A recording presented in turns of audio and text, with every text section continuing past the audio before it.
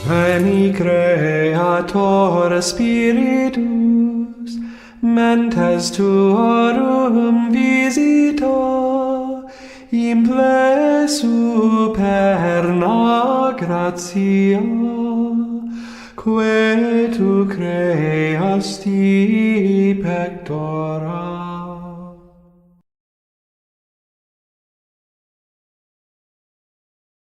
Livro O Drama do Fim dos Tempos, Padre Emanuel André. Prólogo.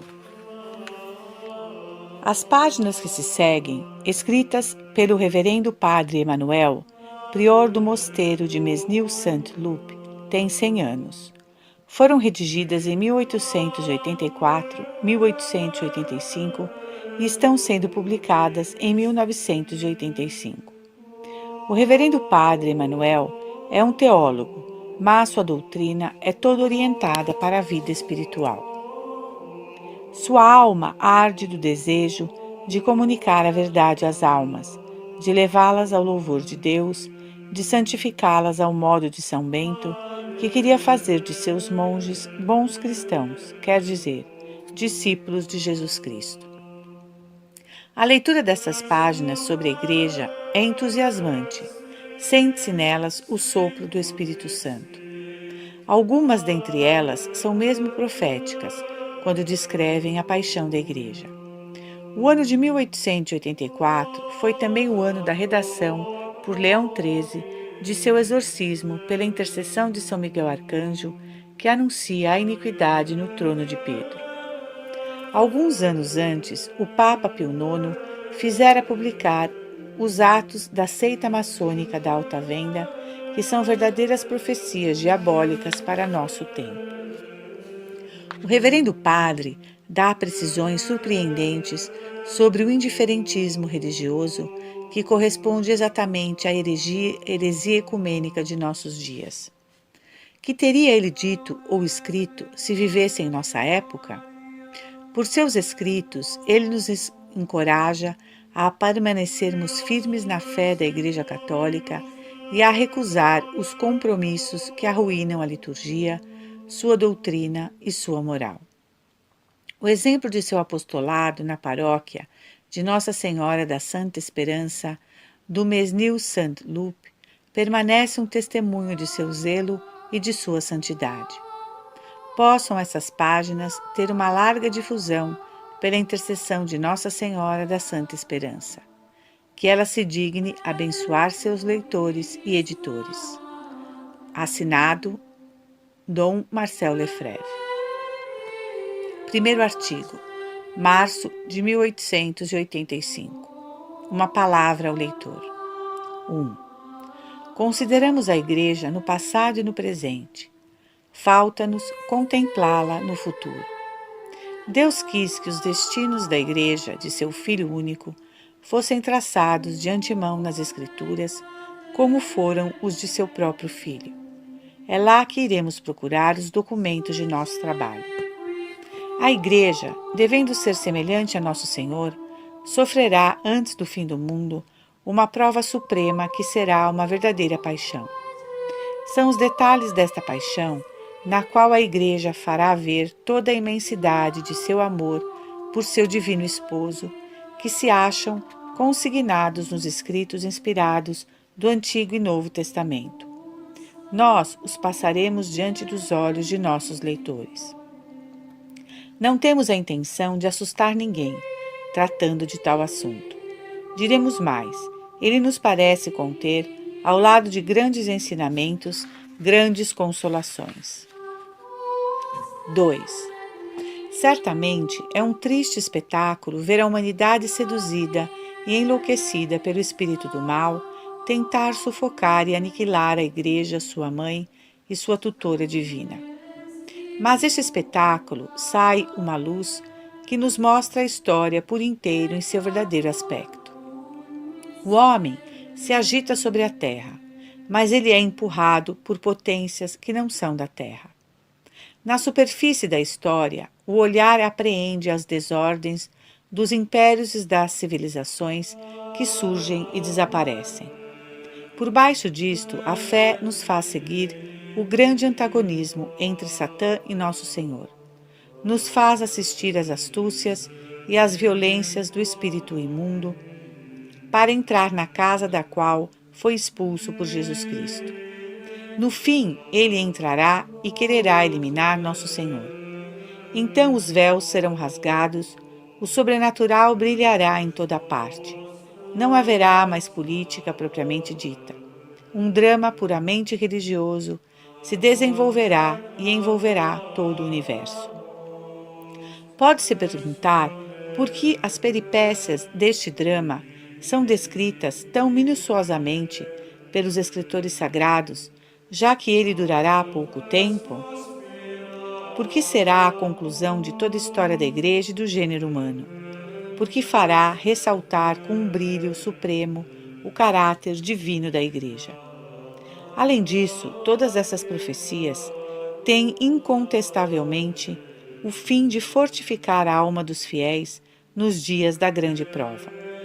Todos os abalos, todos os pavores, todas as seduções que virão assaltá-los, tendo sido preditos tão exatamente, constituirão argumentos em favor da fé combatida e proscrita. A fé neles se firmará precisamente por aquilo que deveria destruí-la. Mas nós mesmos temos grandes frutos a tirar da consideração desses estranhos e terríveis acontecimentos. Depois de ter falado deles, Nosso Senhor disse a seus discípulos: Velai e orai, para que sejais encontrados dignos de fugir dessas coisas que acontecerão no futuro e de permanecerdes de pé na presença do Filho do Homem. Lucas 21:36. Assim, pois, o anúncio desses acontecimentos é um aviso solene dado ao mundo. Velai e orai para não cairdes em tentação. Mateus 26:41. Não sabeis quando essas coisas acontecerão. Velai e orai, para não serdes surpreendidos. Sabeis que desde agora a sedução age nas almas, que o mistério da iniquidade faz sua obra, que a fé é reputada um opróbrio. São Gregório. Velai e orai, para conservar a fé. Eis a hora da noite, hora das potências das trevas. Velai para que vossa lâmpada não se apague. Orai para que o torpor e o sono não tomem conta de vós. Mas antes, levantai vossas cabeças para o céu, pois a hora da redenção se aproxima, pois começam a raiar os primeiros clarões da aurora. Lucas 21:28. 3. Depois de ter falado dos ensinamentos, digamos uma palavra sobre as consolações. Nunca se terá visto o mal tão solto e, ao mesmo tempo, tão contido pela mão de Deus. A Igreja, como Nosso Senhor, será entregue sem defesa aos carrascos que a crucificarão em todos os seus membros, mas não lhe será permitido quebrar seus ossos, que são os eleitos, assim como com o Cordeiro Pascal estendido sobre a cruz. A provação será limitada, abreviada por causa dos eleitos, e os eleitos serão salvos, e os eleitos serão todos os verdadeiros humildes. Enfim, a aprovação acabará por um triunfo inaudito da Igreja, comparável a uma ressurreição. Nesse tempo, e mesmo nos prelúdios da crise suprema, ela verá os restos das nações se converterem. Mas sua mais viva consolação será a volta dos judeus. Os judeus se converterão, seja antes, seja durante o triunfo da Igreja. E São Paulo, que anuncia esse grande acontecimento, não se contém de alegria ao contemplar o que se seguirá. Vê-se como as palavras do Salmo podem se aplicar à Igreja, seguindo a multidão de aflições que encheram meu coração, vossas consolações, Senhor, alegram minha alma. Segundo artigo, abril de 1885. Os sinais precursores. 1. A questão do fim do mundo foi discutida desde as origens da Igreja. São Paulo tinha dado sobre esse assunto preciosos ensinamentos aos cristãos de Tessalônica, e como, apesar das instruções orais, os espíritos se deixassem inquietar por predições e rumores sem fundamento, lhes dirigiu uma gravíssima carta para acalmar as inquietações.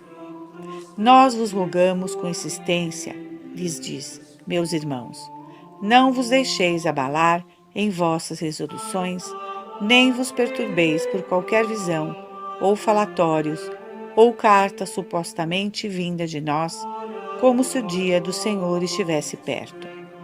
Ninguém de modo algum vos engane, pois é preciso que antes venha a grande apostasia e que apareça o homem do pecado, o filho da perdição. Não vos lembrais que eu vos dizia essas coisas quando ainda estava convosco? E agora vós sabeis o que é que o retém, pois o mistério da iniquidade já faz sua obra. Aquele que o retém, retenha-o, esperando até que seja posto de lado. 2 Tessalonicenses 2:1-6. Assim o fim do mundo não chegará sem que tenha aparecido um homem apavorantemente mau e ímpio, o filho da perdição, e este, por sua vez, só se manifestará depois da grande apostasia geral, depois do desaparecimento de um obstáculo providencial sobre o qual o apóstolo havia ensinado de viva voz a seus fiéis. 2. De que apostasia fala São Paulo? Não se trata de uma defecção parcial. Ele diz de uma maneira absoluta, a apostasia. Só se pode entender a apostasia em massa das sociedades cristãs que socialmente e civilmente renegarão seu batismo. A defecção dessas nações que Jesus Cristo, segundo a enérgica expressão de São Paulo, tornou membros do corpo de sua igreja. Efésios 3:6.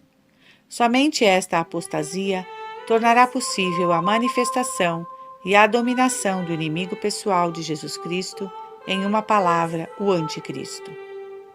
Nosso Senhor disse: será que o Filho do Homem, quando voltar, encontrará a fé sobre a terra? Lucas 18:8.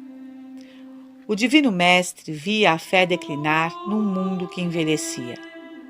Não são os ventos do século capazes de fazer vacilar essa chama inextinguível, mas as sociedades, embriagadas pelo bem-estar material, a afastam como inoportuna. Voltando as costas à fé, o mundo entra nas trevas e se torna joguete das ilusões do mal. Pensa que são luzes, meteoros enganadores. Irá até tomar, pelos primeiros raios do dia, a vermelhidão do incêndio. Renunciando a Jesus Cristo, cairá, queira ou não, nas garras de Satã, tão bem chamado príncipe das trevas. Não pode ficar neutro, não pode criar para si uma independência.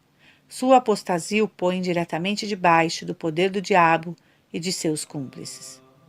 O douto Estius, estudando o texto do apóstolo, diz que esta apostasia começou em Lutero e Calvino.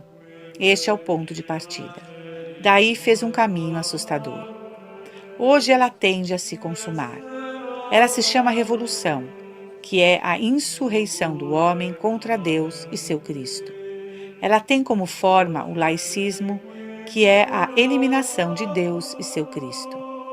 É assim que vemos as sociedades secretas, investidas do poder público, obstinadas em descristianizar a França, tirando-lhe um a um todos os elementos sobrenaturais com os quais foi impregnada durante 15 séculos de fé. Esses sectários só têm um fim: selar a apostasia definitiva e preparar as vias para o homem do pecado. Cabe aos cristãos reagir, com todas as energias de que dispõem, contra essa obra abominável, e para isso reintroduzir Jesus Cristo na vida privada e pública, nos costumes e leis, na educação e instrução. Há muito tempo que em tudo isso Jesus Cristo não é mais o que devia ser, isto é, tudo. Há muito tempo reina uma meia apostasia. Como, por exemplo, depois que a instrução foi paganizada, poderíamos formar outra coisa que meio cristãos? Trabalhando em sentido diametralmente oposto ao da franco-maçonaria, os cristãos atrasarão o advento do homem do pecado. Prepararão para a Igreja a paz e a independência de que ela precisa para alcançar e converter o mundo que se abre diante dela. Toda a luta da hora presente está, pois, concentrada aí. Deixaremos, sim ou não, nós batizados, que se consuma a apostasia que trará em pouco tempo o anticristo? 3. O apóstolo fala em termos enigmáticos de um obstáculo que se opõe à aparição do homem do pecado. Aquele que o retém, diz ele, retenha-o até que ele seja posto de lado. Por esse que retém, os mais antigos padres gregos e latinos entendem, quase unanimemente, o Império Romano. Consequentemente, eles assim explicam São Paulo. Enquanto subsistir o Império Romano, o Anticristo não aparecerá. Repugna esta glossa os intérpretes mais recentes. Não admitem que a sorte da Igreja esteja ligada à de um império, mas procuram em vão outra explicação satisfatória. Confessamos ingenuamente que o pensamento dos antigos não nos parece tão desprezível, desde que o entendamos com uma certa amplidão. Notemos que São Paulo, anunciando aos fiéis uma apostasia, quando a conversão do mundo estava esboçada, estava lhe dando uma visão de todo o futuro da Igreja.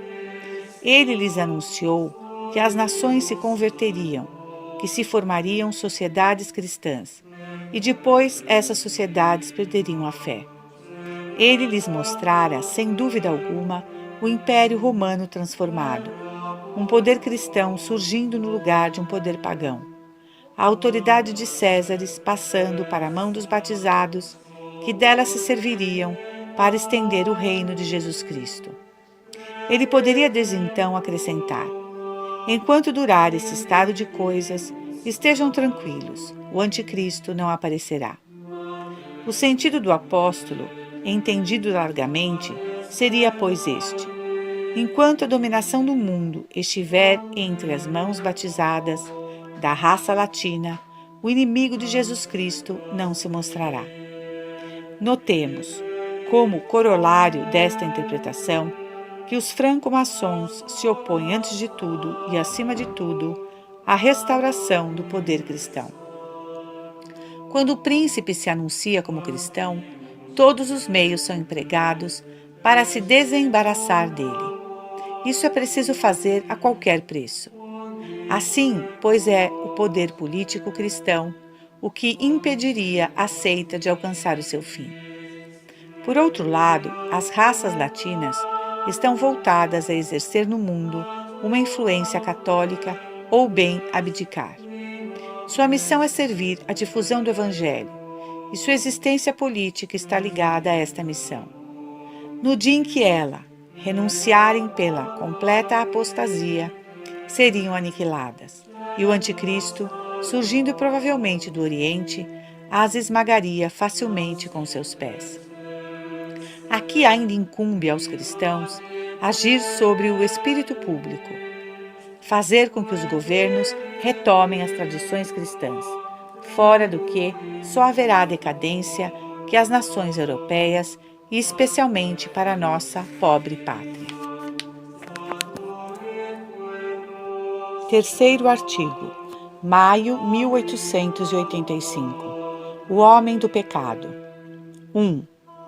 Está entre as coisas possíveis, se bem que a apostasia já esteja muito avançada, que os cristãos, por um esforço generoso, façam recuar os promotores da descristianização e propiciem assim para a Igreja dias de consolação e de paz antes da grande provação.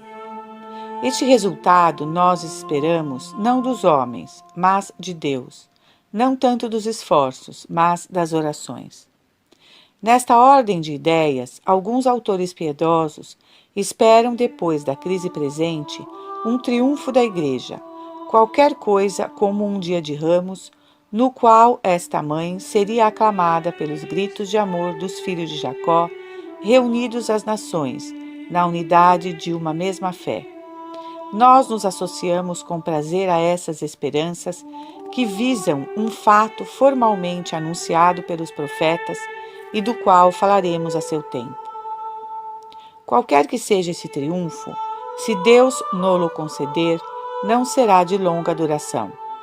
Os inimigos da Igreja, atordoados por um momento, retornarão sua obra satânica com redobrado ódio.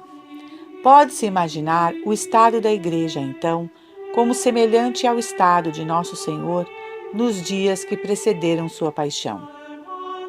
O mundo será profundamente agitado, como estava o povo judeu reunido para as festas pascais. Haverá imensos rumores, cada um falando da Igreja, uns para dizer que ela é divina, outros que ela não o é. Ela será o alvo dos ataques mais insidiosos do livre pensamento, mas nunca terá reduzido tão bem ao silêncio seus contraditores, pulverizando seus sofismas. Em resumo, o mundo será posto face à verdade, será atingido em pleno rosto pelo esplendor divino da Igreja, mas ele voltará as costas e dirá: não a quero. Esse desprezo da verdade, esse abuso de graças, será a introdução do homem do pecado. A humanidade estará querendo este mestre imundo, ela o terá, e por ele se produzirá uma sedução de iniquidade, uma eficácia do erro. É assim que Bossuet traduz São Paulo, que punirá os homens por terem rejeitado e odiado a verdade. Falando assim, não estamos fabricando imaginações, seguimos o apóstolo. Segundo ele, com efeito, toda sedução de iniquidade agirá sobre aqueles que perecem, como não tendo recebido o amor da verdade que os teria salvo. Por esta razão, Deus lhes enviará a eficácia do erro, a fim de que creiam na mentira, e assim serão julgados aqueles que não creram na verdade, mas se comprazeram na iniquidade. Tessalonicenses 2, 11 e 12. Quando o homem do pecado aparecer, será, pois, como diz São Paulo a seu tempo, quer dizer, no momento em que o corpo dos maus, fechado aos golpes da graça, tornado compacto e intratável pela obstinação de sua malícia, estiver pedindo uma cabeça como essa. Ele surgirá, e Satã fará explodir nela toda a extensão de seu ódio contra Deus e os homens. O homem do pecado, o anticristo, será um homem, um simples viajante para a eternidade. Alguns autores supuseram nele a encarnação do demônio. Essa imaginação é sem fundamento. O diabo não tem o poder de tomar e se unir a uma natureza humana, de macaquear o adorável mistério da encarnação do Verbo. Os padres pensam unanimemente de que ele será judeu de origem. Acrescentam mesmo que será da tribo de Dan, fundando-se em que essa tribo não é nomeada no Apocalipse como fornecendo eleitos ao Senhor. Santo Agostinho faz eco a essa tradição em seu livro Questões sobre Josué. Ela se torna bastante verossímil pelo fato de que a franco-maçonaria é de origem judaica, que os judeus dirigem-na espalhados pelo mundo inteiro, o que deixa crer que o chefe do império anticristão será um judeu. Os judeus, aliás, que não querem reconhecer Jesus Cristo, esperam sempre seu Messias. Nosso Senhor lhes dizia: eu vim em nome de meu Pai, e vós não me recebestes. Se outro vier em seu próprio nome, vós o recebereis. João 5:43. Por esse outro, os padres entendem comumente o anticristo. Apesar do anticristo ser chamado homem do pecado, o filho da perdição, não se deve pensar que ele será votado fatalmente e irremissivelmente ao mal. Ele receberá graças, conhecerá a verdade, terá um anjo da guarda, terá os meios de alcançar a salvação e se perderá por sua própria culpa. No entanto, São João Damasceno não hesita em dizer que ele será impuro desde seu nascimento, todo impregnado do hálito de Satã.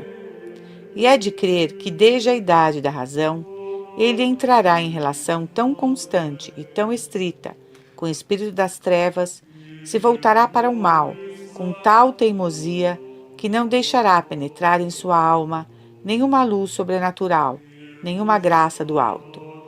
Ele ficará imutavelmente rebelde a todo o bem. É isso que lhe valerá o nome de homem do pecado.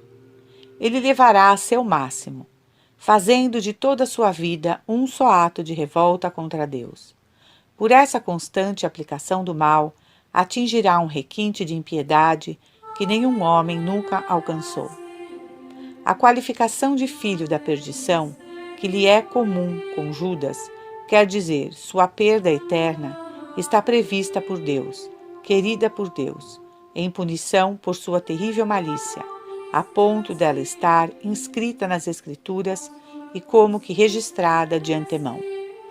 É provável, e isto é o que pensa São Gregório, que o monstro conhecerá, a uma luz que sai das profundezas do inferno, a sorte que o espera, que renunciará a toda esperança para odiar a Deus mais à vontade, que se fixará desde esta vida na irremediável obstinação dos danados, e assim ele realizará o terrível nome de filho da perdição. Desta maneira, ele será verdadeiramente o anticristo, a saber, a antípoda de nosso Senhor. Jesus Cristo estava elevado acima do alcance do pecado. O anticristo se porá fora do alcance da graça, por um abandono de todo o seu ser ao espírito do mal. Jesus Cristo se volta para seu Pai com todo impulso de uma natureza divinizada e preservada das más influências. O anticristo se voltará para o mal com todo o impulso de uma natureza profundamente viciada e que renunciará mesmo à esperança. 3. Estando assim diametralmente oposto a Nosso Senhor, ele fará obras em oposição direta às suas. Ele será para Satã o órgão de escol, um instrumento de predileção. Assim como Deus, enviando seu Filho ao mundo, o revestiu do poder de fazer milagres e mesmo de dar a vida aos mortos, assim também Satã, fazendo um pacto com o homem do pecado, lhe comunicará o poder de fazer falsos milagres. Por isso, São Paulo diz que sua vinda é obra de Satanás com o desdobramento de poder, de sinais e de prodígios mentirosos. Nosso Senhor só fez milagres de bondade, recusou fazer prodígios de pura ostentação. O anticristo se comprazerá em fazê-los, e os povos, por um justo julgamento de Deus, se deixarão prender por suas artimanhas.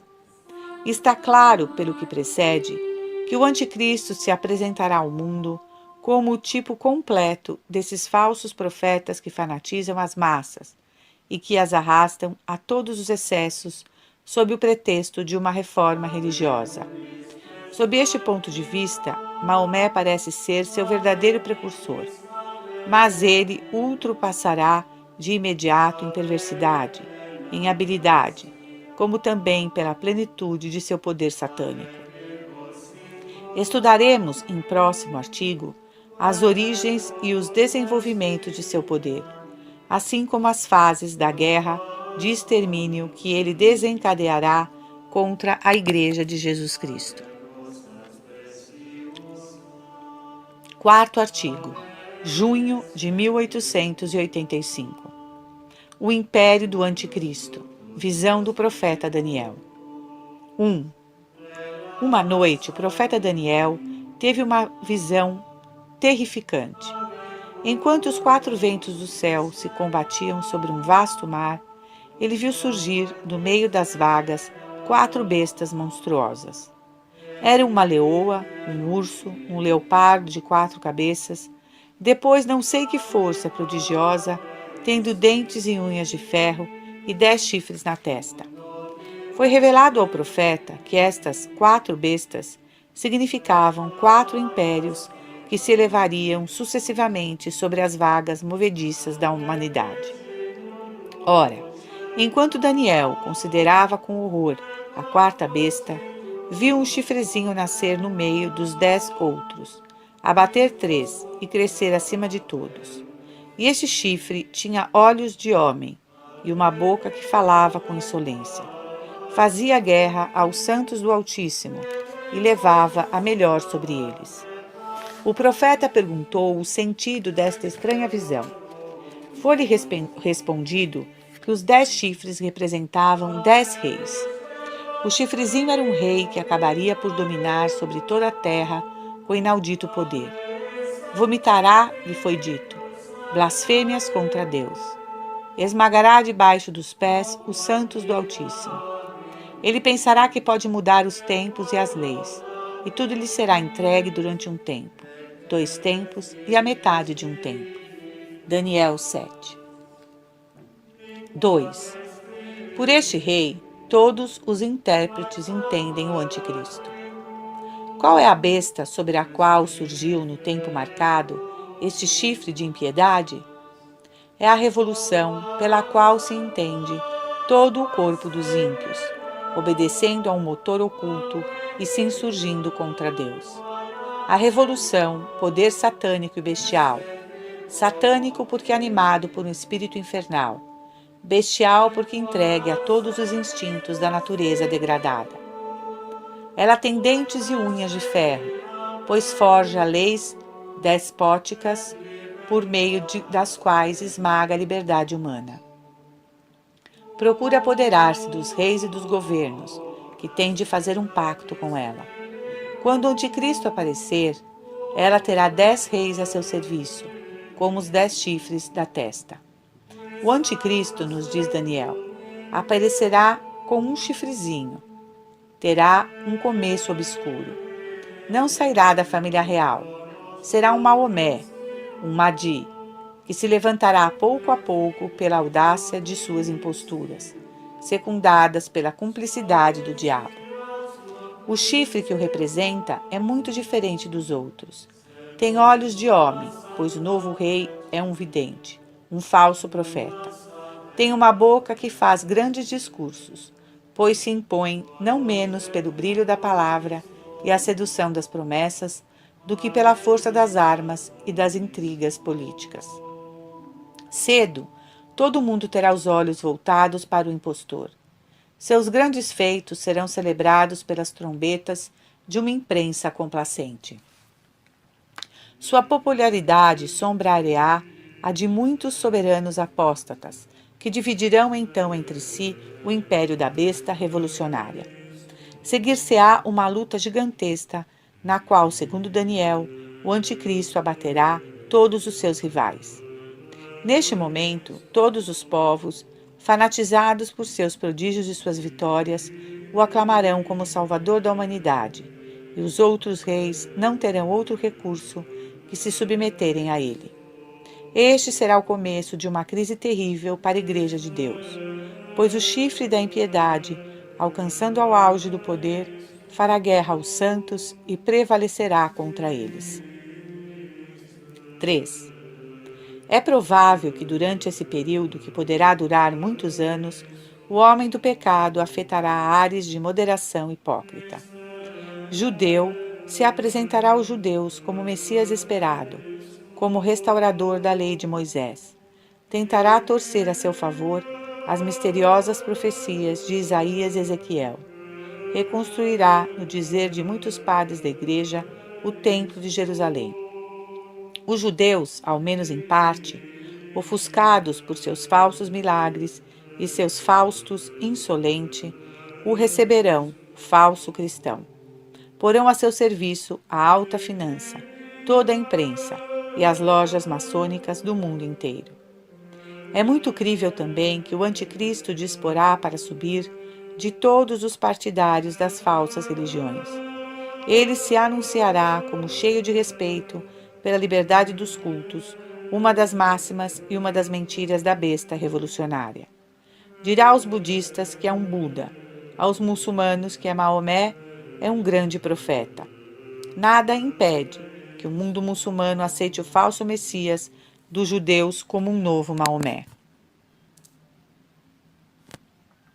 O que sabemos?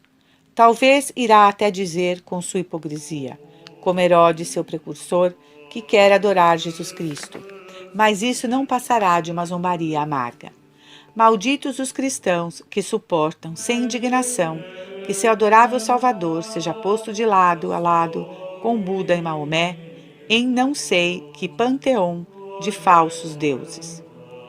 Todos esses artifícios, parecidos com a carícia no cavalo do cavaleiro que o quer montar, arrebanharão insensivelmente o mundo para o inimigo de Jesus Cristo. Mas, uma vez firme nos estribos, usará de freio e das esporas, e a mais terrível tirania pesará sobre a humanidade. 4. São Paulo nos faz conhecer, com um só traço, toda a extensão dessa tirania, a mais odiosa que houve e que haverá em todos os tempos. O homem da perdição, diz ele, o filho da perdição, o ímpio, se oporá e se levantará contra tudo que se chama Deus ou que é adorado como Deus, até se sentar no templo de Deus, apresentando-se como se fosse Deus. 2 Tessalonicenses 2:4. Daniel tinha predito antes de São Paulo: não terá em conta para nada o Deus de seus pais. Ele mergulhará em deboches, não terá preocupação com Deus algum. Levantar-se-á contra tudo. Daniel 11:17. Assim, quando o anticristo tiver escravizado o mundo, quando tiver colocado em toda parte seus ordenanças e suas criaturas, quando puder puxar à sua vontade todos os fios de uma centralização levada ao extremo, ele tirará a máscara, proclamará que todos os cultos estão abolidos, se aclamará como Deus único, e debaixo das penas mais terríveis e mais infamantes, quererá forçar todos os habitantes da terra a adorar, excluindo qualquer coisa, sua própria divindade. É nisso que desembocará a famosa liberdade de culto, da qual se faz tanto alarde. A promiscuidade dos erros exige logicamente esta conclusão. Enquanto esteve na terra, o adorável Jesus, manso e humilde de coração, nunca se propôs à adoração de seus apóstolos, sendo ele Deus, muito ao contrário, pôs-se de joelhos diante deles e lhe lavou os pés. O anticristo, monstro da impiedade e de orgulho, far-se-á adorar pela humanidade enlouquecida e seduzida. Ela terá escolhido entre mestre de preferência ao primeiro. E não se pense que a armadilha será grosseira. Não esqueçamos, diz São Gregório, que o monstro disporá do poder do diabo para fazer falsos prodígios. Ao contrário do começo, quando os milagres estavam ao lado dos mártires, parecerá que agora estão do lado dos carrascos. Haverá uma ofuscação, uma vertigem. Somente os humildes, firmes em Deus, distinguirão a mentira e escaparão à tentação. Mas, onde o anticristo estabelecerá seu novo culto? São Paulo nos diz, no templo de Deus. Santo Irineu, quase contemporâneo dos apóstolos, esclarece melhor e diz: no templo de Jerusalém que ele fará reconstruir. Este será o centro da horrível religião. São João, em outro lugar, nos dá a conhecer a imagem do monstro. Será proposta por toda parte a adoração dos homens. Apocalipse 13:24. Então, budismo, islamismo, protestantismo, etc., serão suprimidos e abolidos. Mas não é preciso dizer que o furor do mundo se dirigirá contra Nosso Senhor e sua Igreja. Fará cessar o culto público, desaparecerá, diz Daniel, o sacrifício perpétuo. Só se poderá celebrar a Santa Missa em cavernas e lugares escondidos.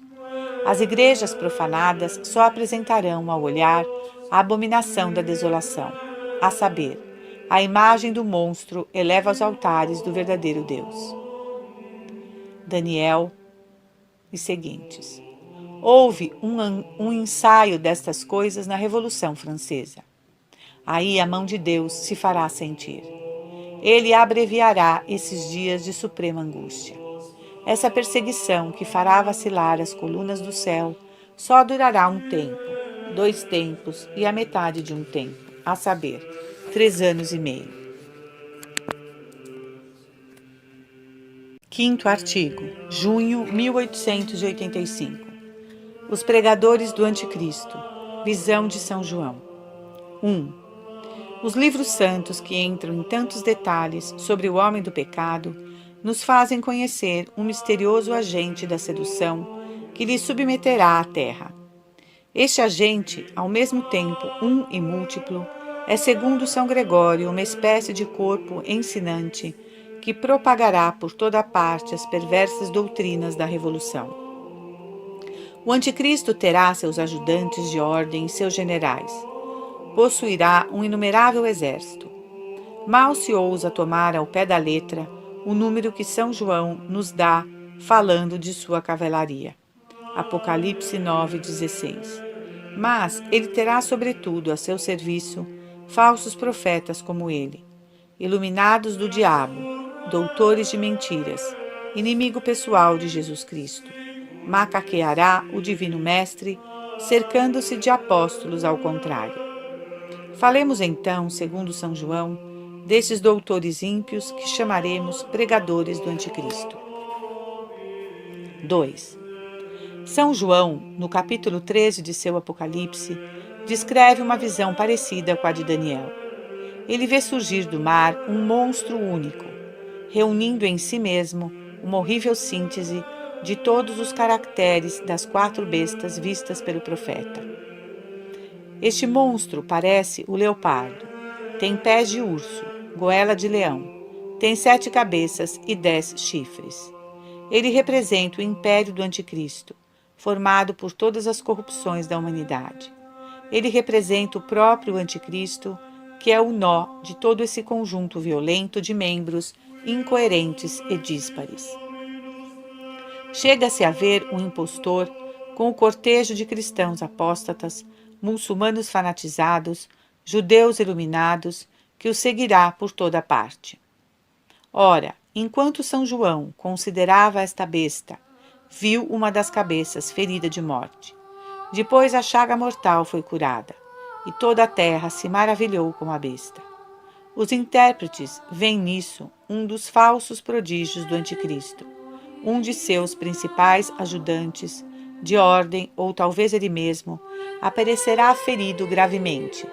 Acreditar-se-á que morreu, quando de repente, por um artifício diabólico, se recuperará cheio de vida. Esta impostura será celebrada por todos os jornais.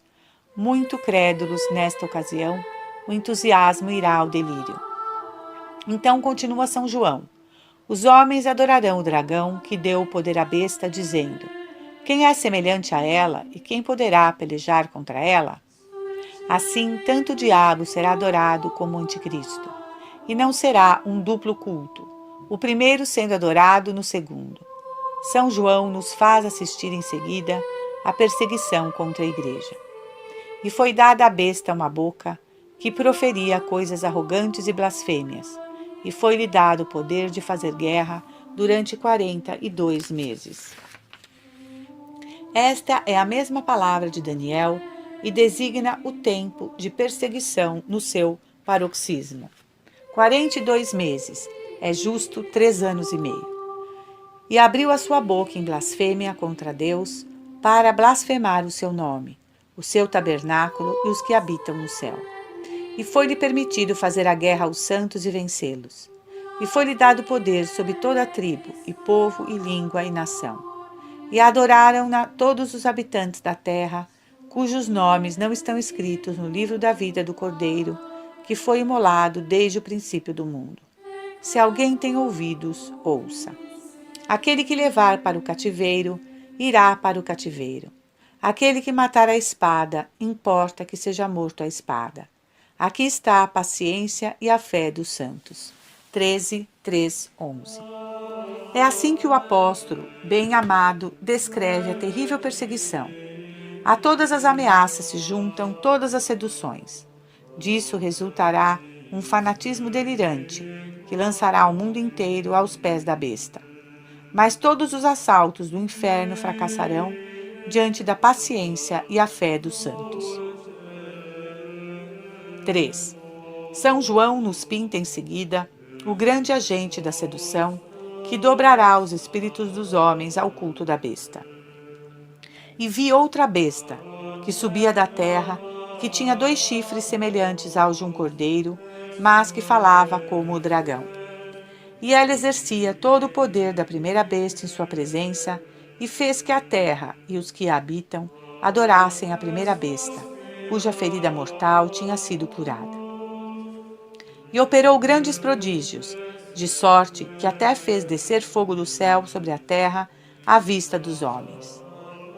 E seduziu os habitantes da terra com os prodígios que lhe foi permitido fazer diante da besta, persuadindo os habitantes da terra que fizessem uma imagem da besta, que tinha recebido um golpe de espada e conservou a vida. E foi-lhe concedido animar a imagem da besta, de modo que falasse e forçara todos os homens, sob pena de morte, a adorar a besta. E fará que todos, pequenos e grandes, ricos e pobres, livres e escravos, tenham um sinal em sua mão direita ou nas suas frontes, e que ninguém possa comprar ou vender, exceto aquele que tiver o sinal, ou o nome da besta, ou o número de seu nome. É aqui que está a sabedoria. Quem tem inteligência, calcule o número da besta, porque é número de homem, e o número dela é 666. Apocalipse 13, 11 e 18. Tal é a segunda parte da profecia de São João. São Gregório interpreta essa misteriosa passagem no sentido, como dissemos, de que o anticristo terá seu colégio de pregadores e de apóstolos ao contrário. E esses doutores da mentira serão qualquer coisa como nossos sábios modernos, misto de mágico ou espírita. Eles terão a aparência do cordeiro, adotarão na aparência as máximas evangélicas de paz, de concórdia, de liberdade, de fraternidade humana, e abaixo dessas aparências propagarão o ateísmo mais desavergonhado. Eles terão a aparência do cordeiro, apresentar-se-ão como agentes de persuasão, respeitosos para com as consciências, e depois farão morrer entre tormentos aqueles que se recusarem a ouvi-los. Seus ouvintes, diz fortemente São Gregório, serão todos réprobos. Sua tática, diz ele ainda, consistirá em proclamar que o gênero humano, durante as épocas da fé, estava mergulhado nas trevas, e saudarão o advento do Anticristo como a aparição do dia e do despertar do mundo.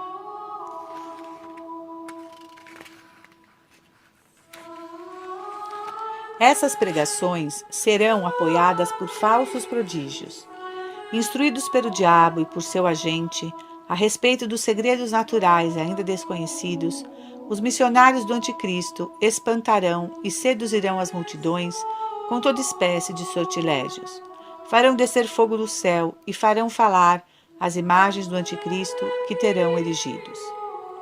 Mas isso não é tudo. Forçarão os homens, sob pena de morte, a adorar essas imagens falantes.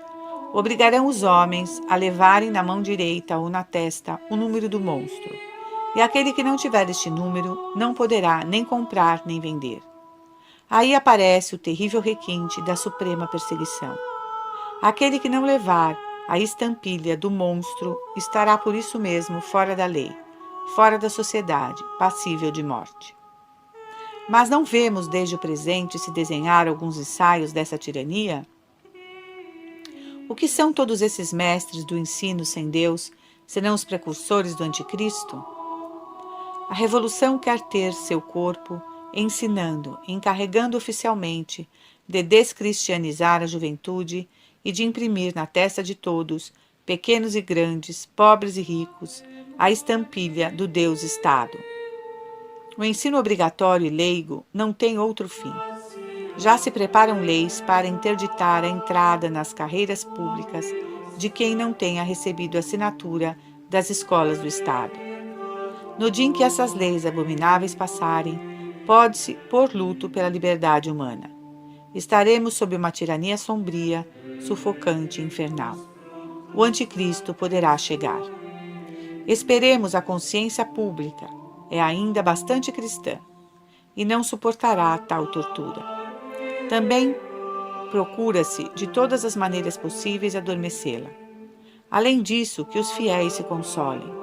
Todos esses extremos só servirão, nos desígnios de Deus, ao brilho da paciência e fé dos santos. Sexto artigo.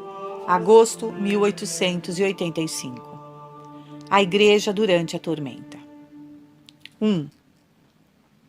São Gregório Magno, em seus luminosos comentários de Jó, penetra profundamente em toda a história da Igreja, visivelmente animado do mesmo espírito profético espalhado nas Escrituras.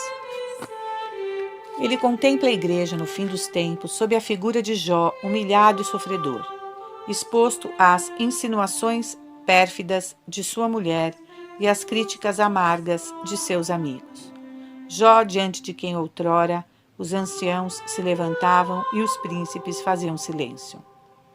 A Igreja, disse muitas vezes o grande Papa, no fim de sua peregrinação terrestre, será privada de todo o poder temporal, procurarão tirar-lhe todo ponto de apoio sobre a terra. Vai mais longe ainda, declara que ela será despojada do próprio brilho que provém dos dons sobrenaturais. O poder dos milagres, diz ele, será retirado, a graça das curas arrebatada, a profecia desaparecerá, o dom de uma grande abstinência será diminuído e os ensinamentos da doutrina se calarão. Os prodígios milagrosos cessarão. Isso não quer dizer que não haverá mais nada disso, mas todos esses sinais não brilharão abertamente sob mil formas como nos primeiros tempos. Será mesmo a ocasião de um maravilhoso discernimento.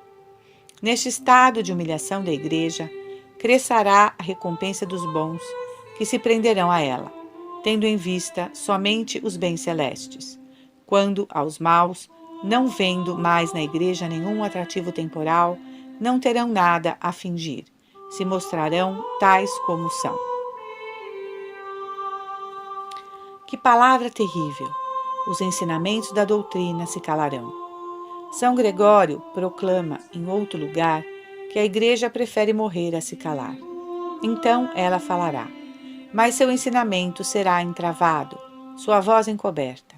Muitos dos que deveriam gritar sob os telhados não ousarão fazê-lo com medo dos homens, e será a ocasião de um grande discernimento. São Gregório insiste muitas vezes sobre as 3 categorias de pessoas que há na Igreja: os hipócritas ou os falsos cristãos, os fracos e os fortes. Ora, nesses momentos de angústia, os hipócritas levantarão a máscara e manifestarão sua apostasia secreta. Os fracos, coitados, perecerão em grande número, e o coração da Igreja sangrará por eles. Enfim, muitos dos fortes, confiantes em sua própria força, cairão como as estrelas do céu. A despeito de todas essas tristezas pungentes, a Igreja nem perderá a coragem nem a confiança. Ela será sustentada pela promessa do Salvador, consignada nas Escrituras, de que esses dias serão abreviados por causa dos eleitos. Sabendo que, apesar de tudo, os eleitos serão salvos, a Igreja se empenhará, no meio da mais atroz tormenta, na salvação das almas com uma intangível energia. 2. Apesar do horrível escândalo desses tempos de perdição, não se deve pensar que os fracos estarão necessariamente perdidos. A via da salvação continuará aberta, e a salvação possível para todos. A Igreja terá meios de preservar proporcionados ao tamanho do perigo. E entre os pequenos, somente os que deixarem as asas de sua mãe cairão nas garras do gavião. Quais serão esses meios de preservação? As Escrituras não nos deixam sem indicação sobre o assunto. Podemos, sem temeridade, formular algumas conjecturas. A Igreja se lembrará do aviso dado por Nosso Senhor para os tempos da tomada de Jerusalém e aplicável com o consentimento dos intérpretes à última perseguição. Quando virdes a abominação da desolação, predita pelo profeta Daniel, de pé nos lugares santos, aquele que lê compreenda, então aqueles que estão na Judéia fujam para as montanhas. Rogai para que vossa fuga não seja no inverno, nem em dia de sábado, pois haverá grande tribulação, tal como nunca houve desde a origem do mundo e que não haverá jamais. E se esses dias não fossem abreviados, ninguém se salvaria, mas eles serão abreviados por causa dos eleitos. Mateus 24, 15 e 23. De acordo com essas instruções do Salvador, a Igreja porá os pequenos rebanhos em segurança pela fuga. Providenciará retiros inacessíveis, já que a terra estará cruzada e varada pelos meios de comunicação. É preciso responder que Deus proverá Ele próprio a segurança dos fugitivos. São João nos deixa entrever esta ação da providência. No capítulo 12 do Apocalipse, ele nos apresenta uma mulher vestida de sol e coroada de estrelas. É a Igreja. Esta mulher sofre as dores do parto, pois a Igreja dá à luz os eleitos de Deus entre grandes sofrimentos. Diante dela está um grande dragão, ruivo, imagem do diabo e de suas contínuas armadilhas. Mas a mulher foge para o deserto, para um lugar preparado pelo próprio Deus. E lá ela é alimentada durante 1260 dias. Apocalipse 5, 6.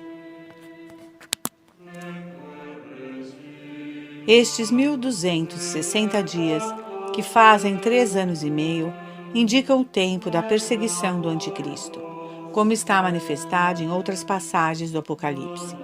Então, durante esse tempo, a Igreja, na pessoa dos fracos, fugirá para a solidão, e Deus se incumbirá de mantê-la escondida e a alimentará.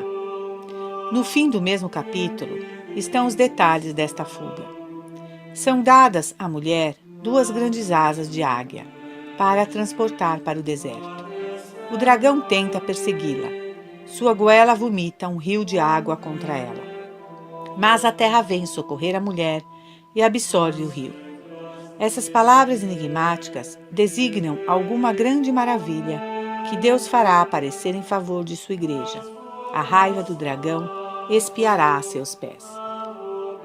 No entanto, enquanto os fracos rezam em segurança, numa misteriosa solidão, os fortes e os valentes se engajarão numa luta terrível na presença do mundo inteiro com o dragão desencadeado. 3. É fora de dúvida que nos últimos tempos haverá santos de virtude heróica. No começo, Deus deu à Igreja os apóstolos que abateram o império idolátrico e que fundaram e cimentaram a Igreja com seu sangue. No fim, Deus dará filhos e defensores, que não se pode dizer menos santos ou menores. Santo Agostinho pensava neles, e exclama: em comparação com os santos e fiéis de então, o que somos nós? Pois para pô-los à prova o diabo será desencadeado, e nós o combateremos ao preço de 1000 perigos, estando ele atado. E acrescenta: no entanto, mesmo hoje o Cristo tem soldados bastante prudentes e bastante fortes para poderem desmanchar com sabedoria suas armadilhas e aguentar com paciência os assaltos do inimigo mesmo ser desencadeado. Santo Agostinho continua perguntando: haverá ainda conversões nesses tempos de perdição? As crianças serão ainda batizadas apesar das proibições do monstro? Os santos de então terão o poder de arrancar as almas da goela do dragão furioso? O grande doutor responde afirmativamente a todas essas perguntas. Sem dúvida, as conversões serão mais raras, mas serão mais espetaculares. Sem dúvida, em regra geral, é preciso que Satã esteja amarrado para que se possa despojá-lo. Mateus 11, 29. Mas nesses dias, Deus se comprazerá em mostrar que sua graça é mais forte do que o próprio forte em seu mais furioso desencadeamento. Cada um note o quanto estes dados são consoladores. Mas quais serão os santos dos últimos tempos? Gostamos de pensar que entre eles haverá soldados. O anticristo será um conquistador, comandará exércitos, encontrará diante de si as legiões tebanas, heróis desta linhagem gloriosa e indomável, que tem os macabeus como ancestrais e que conta em suas fileiras com os cruzados, os camponeses de Vandea e do Tirol, enfim, os zuavos pontificais. Estes soldados, o anticristo poderá esmagá-los debaixo do peso de suas inumeráveis hordas. Ele não os fará fugir. Mas o anticristo será, sobretudo, um impostor. Por consequência, ele encontrará como adversários principalmente os apóstolos armados com crucifixo. Como a última perseguição revestirá o aspecto de uma sedução, estes unirão a paciência dos mártires à ciência dos doutores. Nosso Senhor fez Santa Teresa vê-los, tendo na mão gládios luminosos. À frente destas falanges intrépidas, aparecerão 2 enviados extraordinários de Deus, 2 gigantes de santidade, 2 sobreviventes dos tempos antigos. Referimos-nos a Enoque e Elias, de quem falaremos no artigo seguinte. 7º artigo. Setembro de 1885. Enoque e Elias. Os fatos maravilhosos que descrevemos não são suposições aventurosas, são verdades tomadas na Santa Escritura e que seria pelo menos temerário negar. Antes do fim dos tempos e durante a perseguição do Anticristo, aparecerão no meio dos homens 2 extraordinários personagens chamados Enoque e Elias. Quem são esses personagens? Em que condições farão sua entrada providencial no cenário do mundo? É o que vamos examinar à luz das Escrituras e da tradição. 1. Enoque é um descendente de Sete, filho de Adão e raiz da raça dos filhos de Deus. Ele é o chefe da 6ª geração a partir do pai do gênero humano. Eis o que o Gênesis nos ensina a seu respeito. E Jared viveu 162 anos, e gerou Enoque. Ora, Enoque viveu 65 anos, e gerou Matusalém. E Enoque andou com Deus, e depois de ter gerado Matusalém, viveu 365 anos.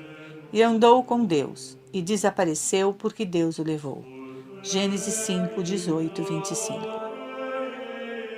Deus o levou com a idade de 365 anos. Quer dizer, nessa época de grande longevidade, na idade madura. Não morreu, desapareceu. Foi transportado vivo para um lugar conhecido apenas por Deus. Aí está o que sabemos de Enoque, patriarca da raça de Sete, trisavô de Noé, ancestral do Salvador. Quanto a Elias, sua história é melhor conhecida. Enoque, anterior ao dilúvio, nasceu muitos milhares de anos antes de Jesus Cristo. Elias apareceu no reino de Israel, menos de 1000 anos antes do Salvador. É o grande profeta da nação judaica. Sua vida não podia ter sido mais dramática.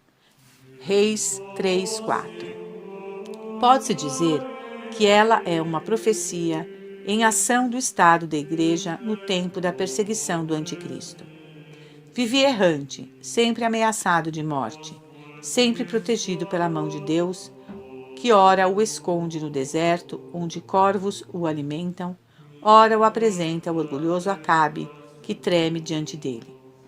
Dá-lhe as chaves do céu para desencadear a chuva ou os raios. Sobre o monte Horebe, favorece-o com uma visão cheia de mistérios. Em resumo, o faz crescer até o porte de Moisés. O taumaturgo de modo que com Moisés acompanhe nosso Senhor sobre o Monte Tabor. O desaparecimento de Elias corresponde a uma vida de estranha sublimidade. Caminhando com Eliseu, seu discípulo, abre para si uma passagem no Jordão, tocando as águas com sua capa. Anuncia que vai ser arrebatado ao céu. De repente, enquanto caminhavam, conversavam entre si, e eis que um carro de fogo e uns cavalos de fogo o separaram um do outro. E Elias subiu ao céu, em meio de um turbilhão. E Eliseu o via e clamava: meu pai, carro de Israel e seu condutor. E não o viu mais. 4 Reis 2, 11 e 12. E foi assim que Elias, o amigo de Deus, o zelador de sua própria glória, foi arrebatado e transportado. Também ele para uma região misteriosa, onde encontrou seu ancestral, o grande Enoque. Qual é essa região? Enoque e Elias estão vivos, isto é certo. Onde Deus os esconde? Será em alguma parte inacessível do mundo aqui embaixo? Será em alguma plaga do firmamento? Ninguém pode dizer. Pode-se apenas afirmar que, por enquanto, eles estão fora das condições humanas. Os séculos passam a seus pés sem atingi-los. Permanecem na idade madura, sem dúvida, na idade em que foram arrebatados do meio dos homens. 2. Sua reaparição no cenário do mundo não é menos certa do que seu desaparecimento. Assim fala desses grandes personagens o autor inspirado do Eclesiastes, exprimindo toda a tradição judaica. Enoque agradou a Deus e foi transportado ao paraíso para pregar a penitência às nações. Eclesiástico 44, 15. Quem pode se gloriar como tu, ó Elias? Tu foste arrebatado ao céu num redemoinho de fogo, numa carroça tirada por cavalos ardentes, tu de quem está escrito que no tempo dos julgamentos virás para abrandar a ira do Senhor, para reconciliar o coração dos pais com os filhos e para restabelecer as tribos de Jacó. Essas palavras de um livro canônico nos esclarecem que Enoque e Elias têm uma missão futura a cumprir. Enoque deve pregar a penitência às nações, ou, se preferirem outra tradução, levar as nações à penitência. Elias deve, um dia, restabelecer as tribos de Israel, quer dizer, devolver o lugar de honra a que elas têm direito na Igreja de Deus. A unanimidade dos doutores compreendem que esta dupla missão se realizará simultaneamente no fim do mundo. Elias, em particular, é considerado o precursor de Jesus Cristo que vem do céu como juiz. Este pensamento salta manifestamente dos evangelhos. Mateus 17, Marcos 9. Então os homens verão um dia, e não sem espanto, Enoque e Elias reaparecerem no meio deles e pregarem penitência com extraordinário brilho. São João os chama as duas testemunhas de Deus, e assim o descreve no seu Apocalipse 11, 3, 7. Eles profetizarão durante 1260 dias, revestidos de saco. São as duas oliveiras e os dois candelabros postos diante do Senhor da terra. Se alguém lhes quiser fazer mal, sairá fogo de suas bocas, que devorará os seus inimigos. E se alguém os quiser ofender, é assim que deve morrer. Eles têm o poder de fechar o céu para que não chova durante o tempo que durar sua profecia. E têm poder sobre as águas para as converter em sangue e de ferir a terra com todo gênero de pragas todas as vezes que quiserem. Quem não reconhece nesse retrato o Elias do Antigo Testamento, fechando o céu durante 3 anos e fazendo descer do céu sobre os soldados que vinham para levá-lo? Os 1260 dias marcam o tempo da perseguição final, como já fizemos observar. Assim, o aparecimento das testemunhas de Deus coincidirá com a perseguição do Anticristo. É preciso reconhecer que o socorro trazido pela Igreja será proporcional ao tamanho do perigo. As duas testemunhas de Deus, revestidas das insígnias das mais austera penitência, irão por toda parte, e por toda parte serão invulneráveis. Uma nuvem, por assim dizer, os cobrirá e lançará fogo contra quem quer que ouse tocá-los. Terão em suas mãos todos os flagelos para desencadeá-los à vontade sobre toda a terra. Pregarão com uma soberana liberdade em presença do próprio Anticristo. Este tremerá de raiva e haverá um duelo terrível entre o monstro e os dois missionários de Deus. 8º artigo, outubro de 1885. A crise final. 1. Paremos um instante diante dos intrépidos missionários de Deus e notemos a oportunidade divina de sua aparição. Segundo São Pedro, nos últimos tempos virão embusteiros, zombadores, sedutores, vivendo as suas concupiscências, dizendo: onde está a promessa e a vinda de Jesus Cristo? Desde que nossos pais morreram, tudo continua como desde o princípio da criação. 2 Pedro 3, 4. Esses sedutores, estes embusteiros, os estamos vendo com nossos próprios olhos, ouvindo com nossos ouvidos. Chamam-se racionalistas, materialistas, positivistas. Negam a priori toda a causa superior, todo fato sobrenatural. Não se interessam em saber de onde vêm, nem para onde vão. Semelhantes aos insensatos do livro da sabedoria, olham a vida como uma dessas nuvens da manhã que não deixam rastro ao raiar do sol. O que está além do túmulo chamam o grande desconhecido. Recusam-se terminantemente a investigá-lo. Em consequência, o todo do homem, a seus olhos, está a engozar o mais possível o momento presente, pois tudo mais é incerto. Esses falsos sábios relegam os escritos de Moisés a cosmogonias fabulosas. Recusam-se a reconhecer algum valor histórico nos livros santos. Segundo o que dizem, todos esses documentos, em contradição com a ciência, seriam obras de um judeu exaltado, Esdras, que quis realçar sua nação. Quanto à vinda de Jesus Cristo, à ressurreição geral, ao julgamento final, as recompensas e as penas eternas tratam como sonhos absurdos. Asseguram que a humanidade, em via de um indefinido progresso, encontrará um dia o paraíso na terra. Ora, para confundir esses impostores, Deus suscitará Enoque, representante do período antediluviano. Enoque, quase contemporâneo das origens do mundo. Suscitará Elias, representante do judaísmo mosaico. Aliás, Elias que, de um lado, toca Salomão e Davi, de outro, Isaías e Daniel. Esses grandes homens virão com indiscutível autoridade estabelecer a autenticidade da Bíblia e mostrar que o cristianismo está ligado à era dos profetas até Moisés e à era dos patriarcas até Adão. Nele se levantarão todos os séculos para renderem testemunho à verdade da revelação. Nunca a divindade do Cordeiro, que foi morto desde a origem do mundo, Apocalipse 13:8, resplandecerá de modo mais fulgurante. Ao mesmo tempo, anunciarão com veemência a aproximação do julgamento. Retomando as palavras de São João, clamarão a todos os confins do mundo: fazei dignos frutos de penitência. O machado já está posto à raiz das árvores.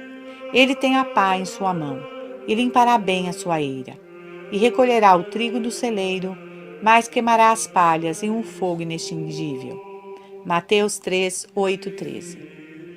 Continuando a predição do eclesiástico, Enoque pregará a penitência às nações, que compreendem todos os povos fora do judaísmo.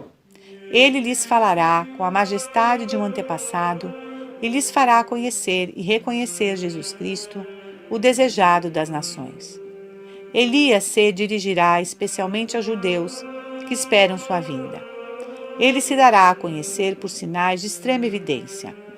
fará Jesus brilhar a seus olhos. Jesus, que é o osso de seus ossos e carne de sua carne. É fora de dúvida que essas pregações, apesar das ameaças e dos tormentos, seguirão numerosas e estrondosas conversões, principalmente do lado dos judeus. Isto está formalmente predito. As duas testemunhas de Deus pregarão tanto juntas como separadas, e durante 3 anos e meio percorrerão verdadeiramente a terra toda. Os jornais farão em volta deles a conspiração do silêncio, como em volta dos milagres de Lourdes, mas eles se imporão à atenção do mundo. O anticristo tentará em vão apanhá-los, pois o fogo devorará quem quer que ouse lhes tocar. Eles passarão com o gládio da justiça de Deus no meio dos homens que vivem no prazer e no deboche, eles o ferirão com chagas horríveis. No entanto, assim como a missão de Nosso Senhor, a deles terá um tempo determinado. Em dado momento, perderão a assistência sobrenatural que os protegia até então. Escutemos São João.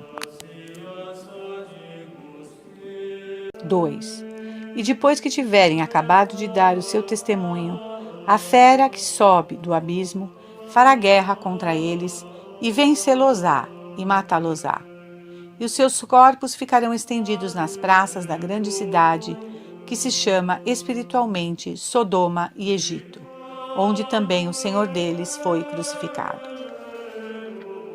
E os homens de diversas tribos e povos e línguas e nações verão seus corpos durante 3 dias e meio, e não permitirão que seus corpos sejam sepultados.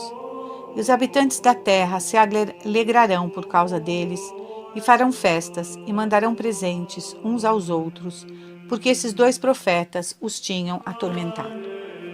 Mas depois de 3 dias e meio, o espírito de vida entrou neles da parte de Deus, e eles puseram-se em pé, e apoderou-se um grande temor dos que os viram.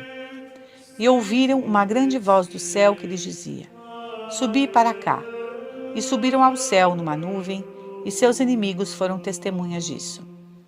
E naquela mesma hora, deu-se um grande terremoto, e caiu a 10ª parte da cidade. No terremoto morreram 7.000 homens, e os restantes, atemorizados, deram glória a Deus do céu. Apocalipse 11, 7, 14. Que conclusão de um drama inaudito! Que afirmação do sobrenatural! Os 2 profetas se encontrarão em Jerusalém, onde seu Senhor foi crucificado. Participarão das divinas fraquezas de Jesus, como eles serão presos, como ele julgados, como ele atormentados, como eles serão mortos, também na cruz. Pensará que chegou o fim. O anticristo aparecerá triunfar em toda a linha. Zombarão dos 2 profetas, rirão e dançarão em torno de seus cadáveres. Deixá-los-ão em sepultura para se regalarem à vontade. Mas, de repente, os 2 profetas ressuscitarão. Uma grande voz soará do alto do céu, e eles subirão ao céu diante de uma multidão inumerável, tomada de súbito terror. Haverá um grande terremoto na cidade de Isida. 7.000 homens perderão a vida. Outros baterão no peito e darão graças a Deus. Repetimos, que drama! Que desenlace! O que fará o anticristo diante de tais prodígios? Espumará de raiva, sentirá que tudo lhe escapa, que a hora da justiça está próxima. Pode-se acreditar que neste mesmo instante surgirá a sua punição, prescrita por São Paulo. Jesus Cristo o matará com o sopro de sua boca e o destruirá pelo brilho de sua vinda. 3 Tessalonicenses 2:8. No entanto, segundo os cálculos de Daniel, parece que o castigo do monstro será atrasado 30 dias depois da assunção triunfante de Enoque e Elias. Daniel diz que a partir da supressão do sacrifício perpétuo, quando aparecerá a abominação da desolação, passarão 1.290 dias. Daniel 12:11. Por consequência, 30 dias mais do que o tempo da pregação de Enoque e de Elias. Durante esse intervalo, O anticristo tentará, de todo jeito, retomar a influência perdida. Não queremos admitir nenhuma visão no âmbito deste relato. Se fazemos exceção para a de Santa Idelgarda sobre o fim do inimigo de Deus, é porque não passa de um comentário da palavra de São Paulo. Jesus o matará com o sopro de sua boca. A santa vem em espírito monstro, cercado de seus oficiais e de imensa multidão subir uma montanha. Chegando ao cume, anuncia que vai elevar-se nos ares. Foi elevado com efeito, como Simão o mágico, pelo poder do demônio. Mas, nesse momento, reboa um forte trovão e ele cai fulminado. Seu corpo se decompõe na mesma hora e exala um fedor intolerável e todos fugirão apavorados. Assim, ou de maneira análoga, acabará o inimigo de Deus. E seu imenso império se evaporará como uma fumaça. O mundo se sentirá aliviado de um peso esmagador. E haverá uma conversão geral que, no dizer de São Paulo, parecerá uma ressurreição. Disso falaremos no próximo artigo. 9º artigo, novembro de 1885. A conversão dos judeus. A Santa Escritura nos assinala um grande acontecimento que se nos mostra entrelaçado na guerra que o Anticristo desencadeará contra a Igreja, a conversão dos judeus. Deixamos este assunto de lado até aqui para tratá-lo com mais detalhes. Além disso, aqui ele estará muito bem colocado, pois a conversão dos judeus nos é apresentada como fruto da pregação de Elias. 1. O povo judeu é o ponto em torno do qual gira a história da humanidade. Ele recebeu o toque de Deus na pessoa de Abraão, de onde saiu. É, antes da vinda de Nosso Senhor, o povo sacerdotal por excelência, cujo estado, no testemunho de Santo Agostinho, é inteiramente profético. Dele nasceu a Santíssima Virgem e o Salvador do mundo. Ele formou o núcleo da Igreja nascente. Todos esses privilégios fazem da raça judia uma raça excepcional, cujos destinos são misteriosos. Por uma inversão estranha e lamentável, no momento em que ela produz o Salvador do mundo, a raça eleita, a raça bendita entre todas, merece ser condenada. Recusa reconhecer, em sua humildade, aquele em quem ela não sabe adorar as grandezas invisíveis. Parece que Deus quis mostrar, assim, que não há nada da carne e do sangue na vocação do cristianismo, já que aqueles mesmos a quem pertencia o Cristo, segundo a carne, Romanos 9:5, são rejeitados por causa de seu orgulho tenaz e carnal. Será uma condenação definitiva? Permanecerão presas de Satã, excluídos do resto do mundo pela cruz do Senhor? Deus não permita. Deus prepara supremas misericórdias para o povo que foi seu. A esse povo, a quem foi dito, não sois mais meu povo, será dito um dia, vós sois os filhos do Deus vivo. Oséias 3, 4, 5. Depois de ter ficado longos anos sem rei, sem príncipe, sem sacrifício, sem altar, os filhos de Israel procurarão o Senhor seu Deus, e isso acontecerá no fim dos tempos. Elias será um instrumento dessa volta maravilhosa. Eu vos enviarei, diz o Senhor em Malaquias, o profeta Elias, antes que venha o grande e terrível dia do Senhor.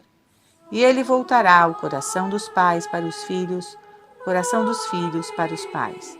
Malaquias 4, 5, 6. Quer dizer, estabelecerá a harmonia dos mesmos amores, das mesmas adorações entre os santos antepassados do povo judeu e seus últimos descendentes. São Paulo insiste, por sua vez, sobre esse acontecimento tão consolador. Ele vê na condenação dos judeus a causa ocasional da vocação dos gentios. Depois acrescenta: porque eu não quero, irmãos, que vós ignoreis esse mistério, que uma parte de Israel caiu na cegueira, até que tenha entrado a plenitude das nações, e então todo Israel se salve. Romanos 11, 25. Tal é o desígnio de Deus. É preciso que toda a gentilidade entre na igreja e que, quando terminar o desfile das nações, Israel entre por sua vez. Este será o grande jubileu do mundo. A graça se espalhará por torrentes. Tomando as profecias ao pé da letra, todos os judeus que então estiverem vivos, ainda que numerosos como as areias do mar, serão salvos até o último. Romanos 9, 27.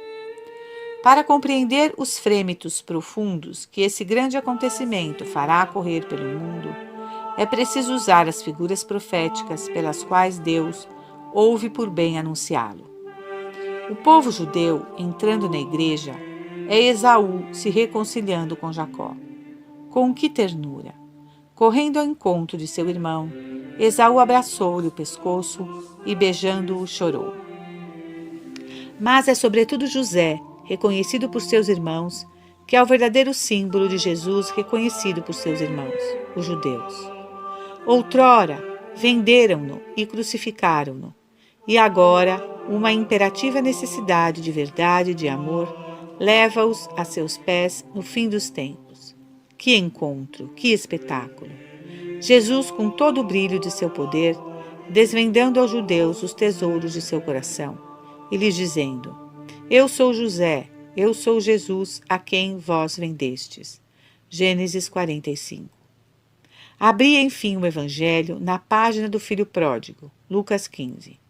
Esse pródigo, que vem de tão longe, são os pobres gentios entrando na igreja. Os judeus são representados pelo filho mais velho, ciumento, egoísta, que se obstina em permanecer de fora porque seu irmão foi recebido em casa. O pai sai e lhe faz instantes rogos, coepte illum rogare. Esse desnaturado recusa escutar o pai, mas por fim o escutará. Entrará, e essa entrada trará alegria dobrada à casa paterna. Não se pode imaginar qual será a alegria da igreja quando ela abrir seu seio de mãe aos filhos de Jacó.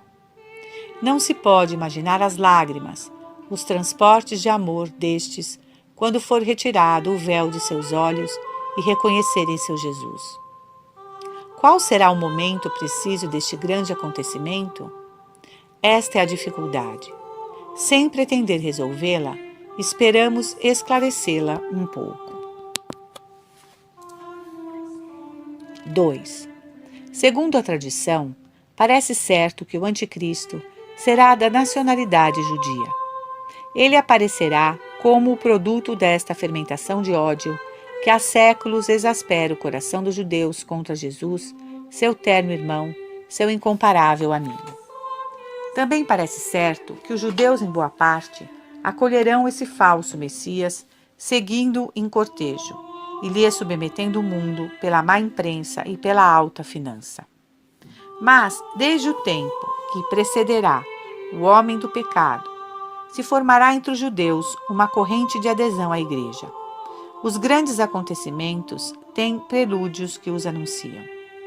São Gregório declara que o furor da perseguição do anticristo cairá principalmente sobre os judeus convertidos, a quem ninguém igualará na constância em suportar todos os ultrajes e todos os tormentos pelo nome 1000 vezes bendito de Jesus.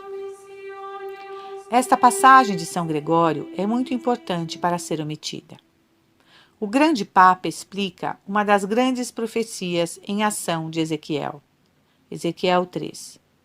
É um drama em 3 atos. Primeiro, Deus ordena que o profeta saia para o campo. Esta saída representa a difusão do evangelho entre os gentios. Segundo, manda que volte para casa, onde é atado em cadeias, aprisionado e reduzido ao silêncio. Isso indica como o evangelho será pregado pelos judeus aos próprios judeus, dos quais alguns se converterão, outros prenderão os pregadores e os oprimirão com maus tratos durante a perseguição do anticristo. Terceiro, Deus aparece, abre a boca do profeta que fala com mais força do que nunca. é o que acontecerá na vinda de Elias, que com suas pregações inflamadas e irresistíveis converterá os restos de sua nação. Não nos cansamos de admirar a lucidez profética de São Gregório. Ele distingue de antemão as fases do grande acontecimento que nos ocupa. Cisão do povo judeu em duas partes, opressão dos convertidos pelos refratários, conversão total operada por Elias. O Santo Papa assegura em seus comentários sobre Jó que esta volta definitiva dos restos de Israel será feita diante dos próprios olhos e a despeito da raiva do Anticristo. Se a Igreja goza de semelhantes consolações debaixo do fogo da perseguição, qual não será esse gozo na hora do triunfo? É o que vamos considerar rapidamente. 3. Deus emprega anjos maus para destruições necessárias. O Anticristo, a seu modo e sem o querer, será a vara de Deus. Esta vara de ferro pulverizará os cismas, as heresias, as falsas religiões, os restos do paganismo, o maometismo e o próprio judaísmo. Ela esmagará o mundo em favor de uma prodigiosa unidade. Quando esse colosso de impiedade for abatido pela pedrinha, essa se tornará uma montanha imensa e cobrirá a terra. O Evangelho, não tendo mais nenhuma sorte de obstáculo, reinará sem contradição sobre o universo inteiro. Os judeus serão os primeiros operários deste estabelecimento do reino de Deus. São Paulo se extasia diante das grandes coisas que resultarão de sua conversão. Se o pecado dos judeus foi a riqueza do mundo e a sua redução à riqueza das nações, quanto mais sua adesão total, se sua perda é a reconciliação do mundo, o que será sua entrada na igreja senão uma ressurreição? Romanos 11, 12. Tememos enfraquecer estas antíteses enérgicas comentando-as. É legítimo concluir que os judeus convertidos porão a serviço da igreja o inestimável ardor do proselitismo. Rejuvenescida por essa infusão de vida, a igreja sairá das garras da perseguição como de um túmulo e tomará posse do mundo com a majestade de uma rainha e a ternura de uma mãe.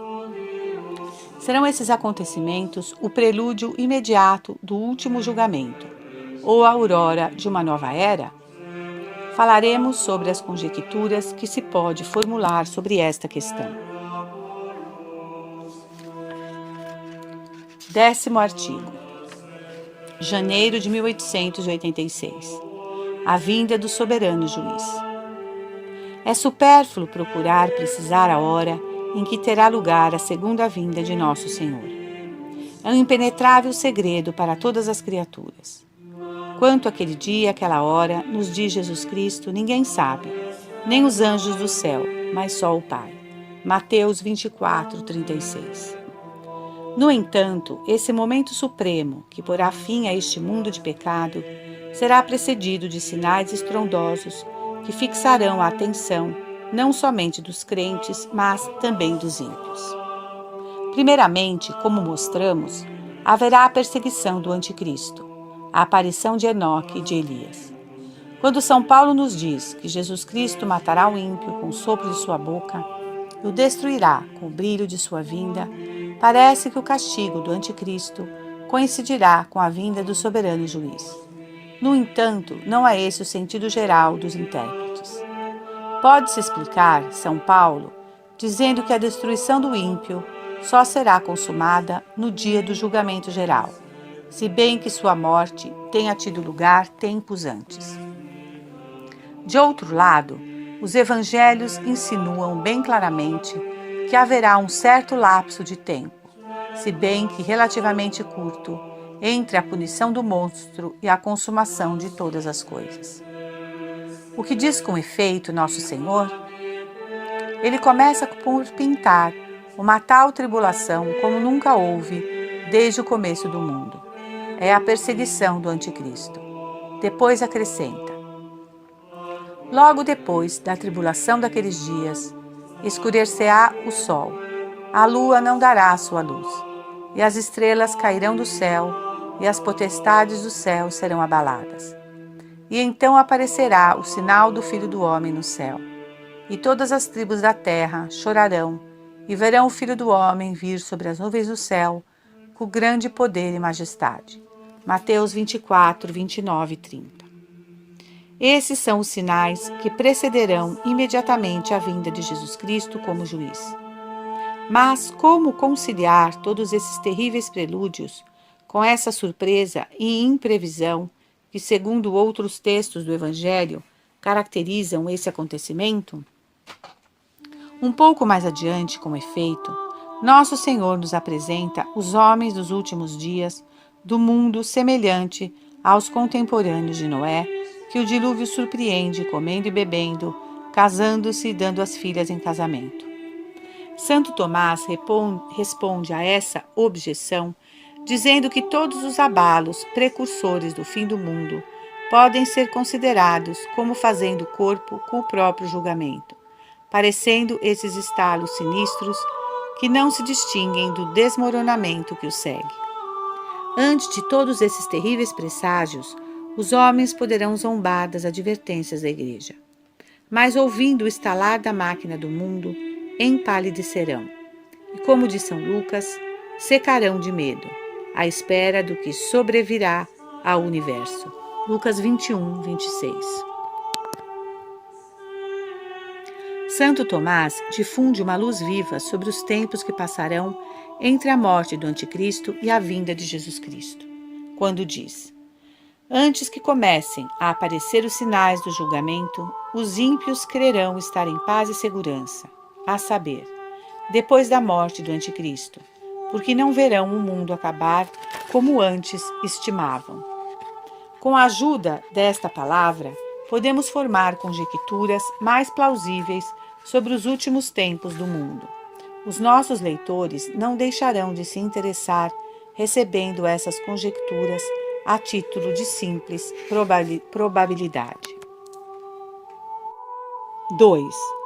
Dissemos e mantemos como incontestável que a morte do Anticristo será seguida de um triunfo sem igual da Santa Igreja de Jesus Cristo. As alegrias proféticas de Tobias, recuperando a vista, ao mesmo tempo que reencontra o filho, a embriagadora alegria dos judeus com a queda de Amã e de seus satélites, os transportes dos habitantes de Betúlia, libertados por Judite do círculo de ferro que os apertava, a purificação do templo pelos macabeus, vencedores do ímpio Antíoco, enfim, e sobretudo o calmo e pacífico triunfo de Jó, restabelecido por Deus em todos os seus bens, vendo acorrer a seus pés amigos e parentes arrependidos e reunindo todos em um banquete religioso, todas essas imagens exprimem insuficientemente o estado da Santa Igreja, abrindo seu coração e seus braços a seus inimigos, como a seus filhos, aos judeus convertidos, como a seus heréticos reconciliados, aos descendentes de Cã, como aos filhos de Sam e de Jafé, em uma palavra, realizando a unidade comprada pelo sangue de um Deus, um só rebanho e um só pastor. Certamente, e mesmo neste período de triunfo, haverá ainda maus e ímpios, mas é-nos permitido pensar que eles se esconderão e que desaparecerão na intensidade da alegria pública. Infelizmente, esses belos dias não durarão mais do que o tempo de poder esquecer os solenes acontecimentos que os fizeram nascer. Pouco a pouco a tibieza sucederá ao fervor, e essa passagem insensível se fará tão mais depressa quanto menos inimigos da Igreja tiver então para combater. O estimado autor, Padre Armijon, pinta assim o estado no qual o mundo então cairá.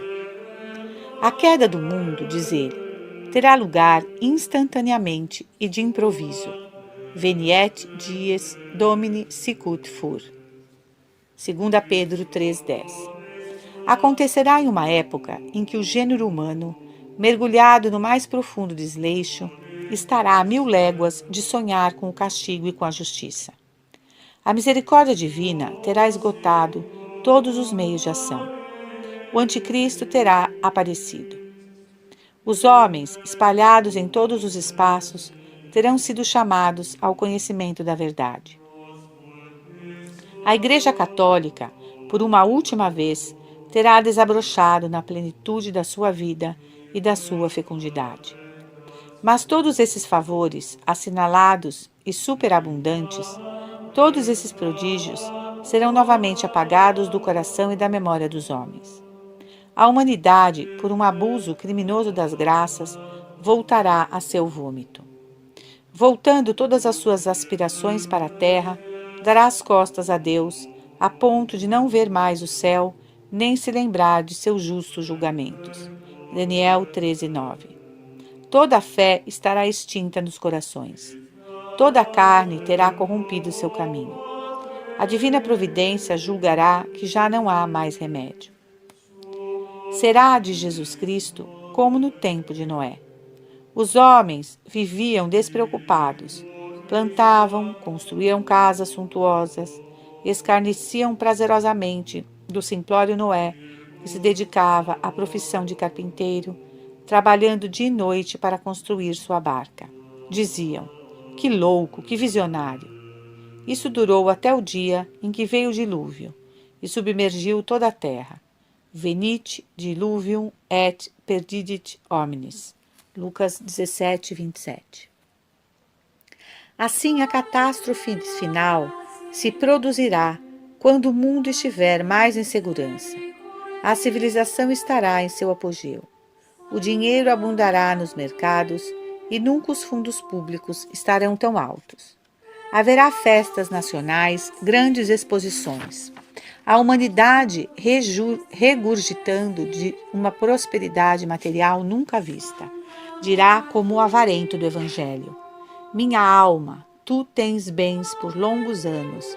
Beba, coma, divirta-se. Mas de repente, no meio da noite, in media nocte, pois haverá trevas, e nessa hora fatídica da meia-noite, quando o Salvador apareceu pela primeira vez em sua baixeza, é que ele reaparecerá em sua glória. Os homens, acordados em sobressalto, ouvirão um grande estrondo e um grande clamor, e uma voz que se fará ouvir. Deus está aqui, saí a seu encontro. Exite obviam ei. Mateus 25:6. E o autor acrescenta que os homens não terão tempo para se arrependerem. Aqui nos separamos dele.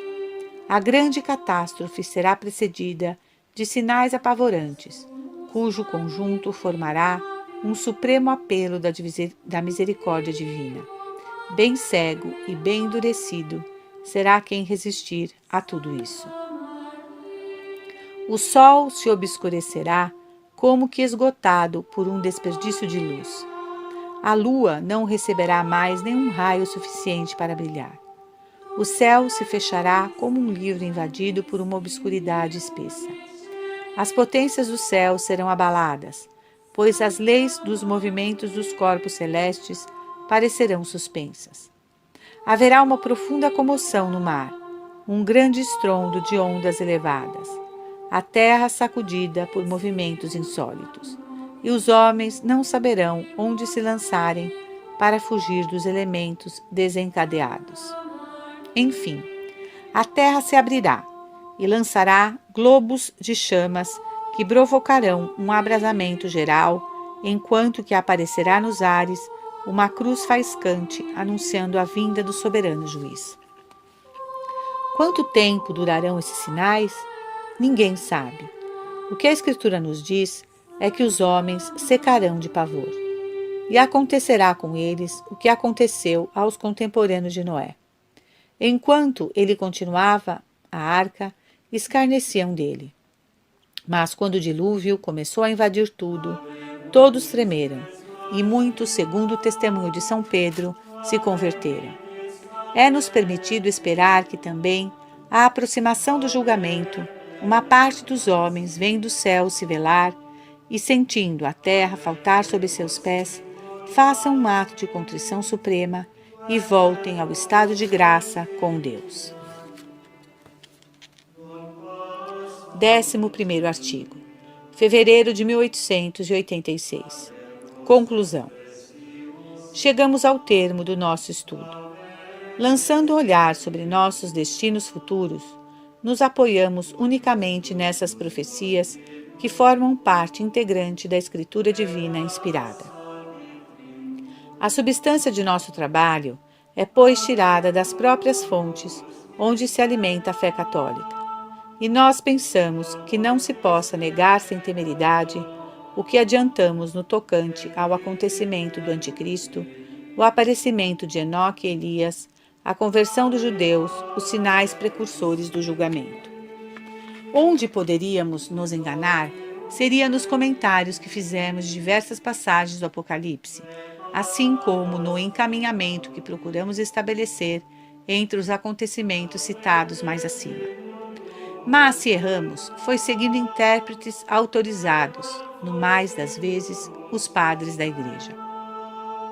Estaremos errados em ver no presente estado do mundo os prelúdios da crise final que está descrita nos livros santos? Não cremos.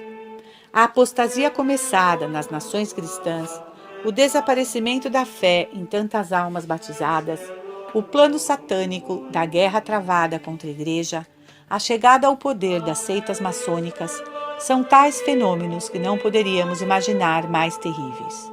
No entanto, não gostaríamos de forçar nosso pensamento. A época em que vivemos é indecisa e atormentada.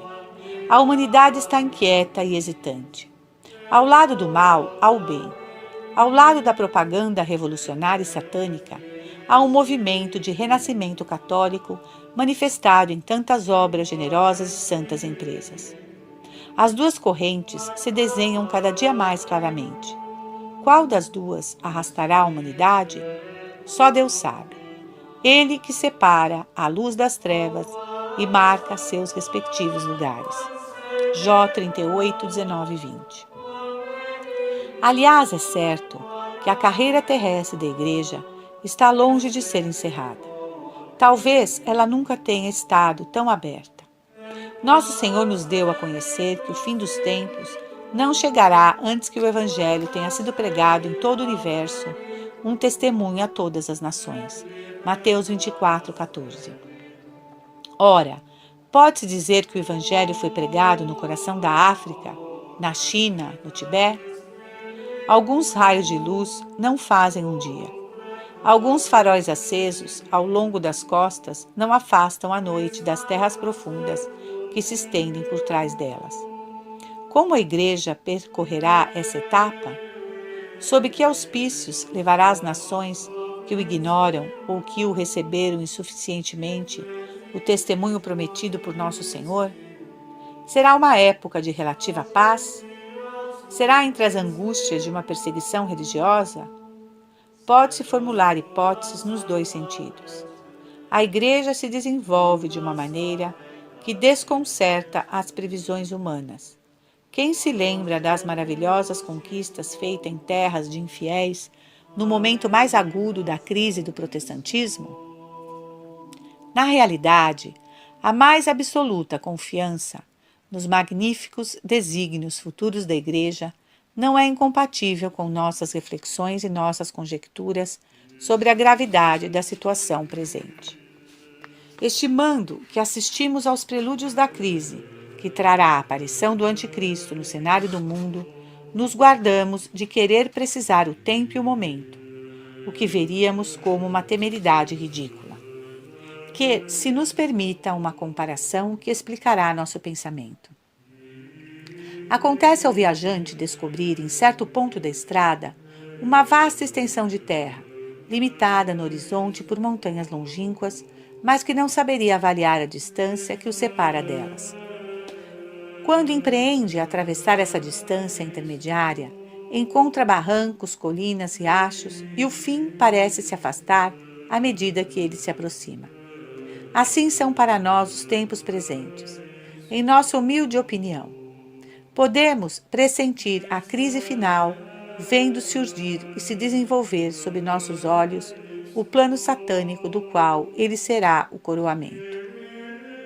Mas, do ponto em que estamos, Até a hora da crise, quantas surpresas não estão reservadas para o futuro? Quantas restaurações do bem serão possíveis? E também quanto progresso do mal? Quantas alternativas na luta? Quantas compensações ao lado das perdas? É nisto que é preciso reconhecer com nosso Senhor que é só o Pai pertence dispor dos tempos e dos momentos. Non est vestrum nosse tempora, vel momenta, quae pater possuit in sui potestate. Atos 1:7. Nessa incerteza, dominada pelo pensamento da providência, o que fazer?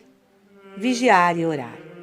Vigiar e orar, porque os tempos estão incontestavelmente perigosos.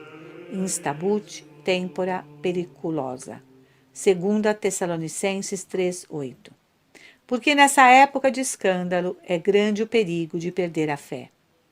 Vigiar e orar, para que a Igreja faça sua obra de luz a despeito dos homens das trevas.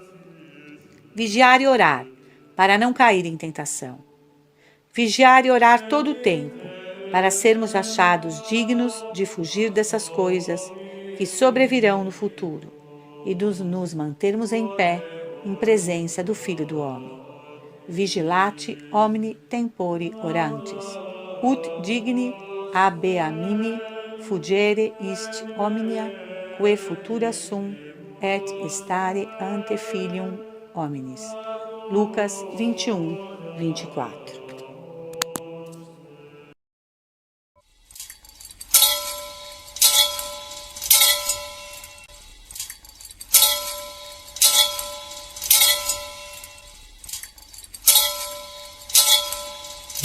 Orate celi de super, et nubes pluant justum.